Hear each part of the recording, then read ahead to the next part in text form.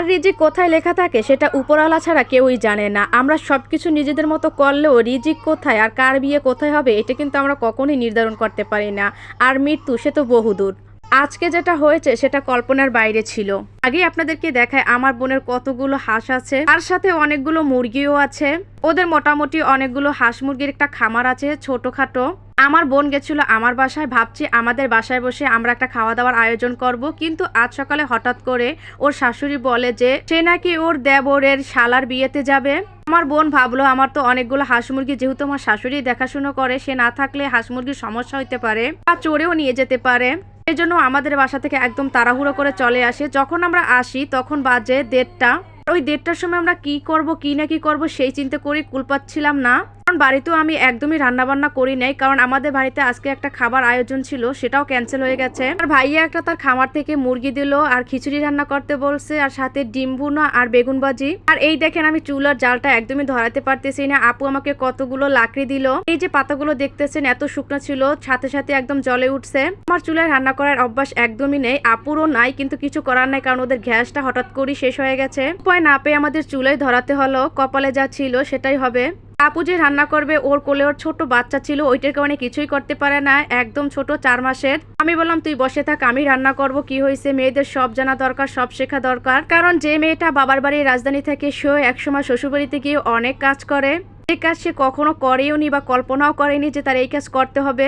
আমি চুলায় একদম লাকড়ি দিয়ে সুন্দর মতন জালটা ধরিয়ে দিলাম। এত শুকনো লাকড়ি ছিল যে একদম ধাউ ধাউ করে জ্বলতেছে। আমি খিচুড়িটা একদম সুন্দর মতন বসিয়ে দিলাম। আমার হাতের খিচুড়ি অনেক মজা হয়, নুন টুন সব একদম পারফেক্ট ভাবে দিলাম। এখন মুরগি দেবো, মুরগি দিয়ে আমরা খিচুড়ি রান্না করব আর ডিম ভুনা করব, বেগুন ভাজি করব। লাস্টে দিয়ে দিলাম আমি গরম মশলা। একদম কষানোর পর আমি মাংসটা দিয়ে দিব। একটা কথা কি জানেন, আপনি যতই সবকিছু কষাবেন ততই কিন্তু ভালো লাগে, আবার বেশি কষালে ভালো না, কারণ কোনো কিছুই অতিরিক্ত ভালো হয় না।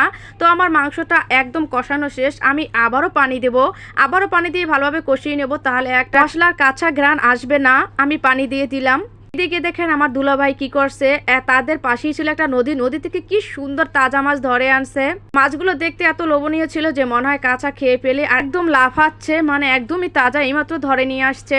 আমি সেই খিচুড়ির ভিতর দিয়ে দিলাম ম্যাগি মশলা। আপনারা যখন খিচুড়ি বিরিয়ানি রান্না করবেন সেখানে একটা ম্যাগি মশলা দিয়ে দিবেন, তাহলে এইটার স্বাদ অনেক বেড়ে যায় আর খুবই মজা লাগে। ম্যাগি মশলা দেওয়ার পর মাংসটা কষিয়ে আমি তার ভিতরে চাল দিয়ে দিলাম। চালটা দিয়ে অনেকক্ষণ নাড়াচাড়া করে পানি দিয়ে দিলাম। আমার বোন এত বড় একটা হাঁড়ি দিচ্ছে, আল্লাহ গো আল্লাহ, 14 কুষ্টির খাওয়া মনে হয় যেন একসাথে রান্না করবে। আমি খিচুড়ি বসিয়ে দিয়ে এখন আমি বেগুনটা ভাজবো, সেই জন্য সব মশলা একসাথে করতেছি। ম্যাগি মশলাটার সাথে দিয়ে দিয়েছি। এইটা দিলে কিন্তু তরকারির স্বাদটা আসলে অনেক মজার হয়। সবকিছু দিয়ে পানি দিয়ে দিব, পানি দিয়ে এখন খুন্তি দিয়ে নাড়িয়ে এটা গলবো। বেগুন ভাজা আপনাদের কার কার খেতে ভালো লাগে? আমার তো খিচুড়ির সাথে গরম ভাতের সাথে অনেক মজা লাগে, বিশেষ করে পোলাওয়ের সাথে বেগুন ভাজা কিন্তু অনেক মজা। এদিকে ডিমগুলো আমি ছিলে নিব, মানে এক হাতে 10 কাজ করতেছি আমি একাই। বেগুনগুলো আমার একদমই মাখা শেষ, এখন সুন্দর তেলে আমি দিয়ে দিব। বেগুনটা কিন্তু ঘ্যাসেই ভাজছি, কারণ আমার দুলাভাই গিয়ে তাড়াতাড়ি ঘ্যাস আনছে, কারণ চুলায় আমি একদমই বসতে পারি না, একদম বারবার আগুনের ধাপ আমার গায়ে লাগে। এখন তো এমনিতেই শীতকাল নেই, বেশি একটা গরম পড়ছে। আর দেখুন বেগুনটা একদম পারফেক্ট ভাজা হয়েছে। বেগুনের যখন এরকম কালার আসে তখনই কিন্তু বেগুনটা পারফেক্ট কালার হয়, আর এই বেগুনটা খেতে কিন্তু অনেক মজা লাগে। আমার বেগুন ভাজা শেষ, এখন আমি ডিমটাও বসিয়ে দিয়েছি, ডিমটা ভুনা করব।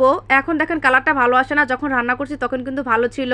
আপু আবার খিচুড়িটা নাড়িয়ে দেখলো কেমন হয়েছে। আমাদের রান্নাবান্না একদম শেষ। গ্রামের মানুষের একটা রীতিনীতি আছে, রান্নাবান্নার পর একদম চুলার ধার কাজ সবকিছু ধুয়ে মুছে রাখে। তারপরে আমরা আসলাম সালাদ বানাতে। এখানে টমেটো, গাজর, শসা সবকিছু দিয়ে দিলাম। আমার দুলাভাই সালাদ বানাইতেছে। এখন খাওয়ার পালা। এখন সময় বাজে 5:30। কিছু করার নেই, অনেক দেরি হয়ে গেছে, পরিস্থিতির সাথে নিজেকে মানিয়ে নিতে হয়। এদের খাবার একদম রেডি, পেরে তো ইঁদুর দৌড়াইতেছে। এক প্লেটে সব নিয়ে নিয়েছি, বেগুন ভাজা, ডিম, সালাদ, সবকিছু খেতে অসাধারণ মজা হয়েছিল। মাঝে মাঝে চিন্তা করি আমার হাতে রান্না এত মজা, পরের ছেলে খেয়ে না জানি একদম হার্ট অ্যাটাক করে। ভিডিওটা কেমন লাগলো অবশ্যই কিন্তু কমেন্ট করে জানাবেন। সবাই ভালো থাকবেন, আসসালামু আলাইকুম।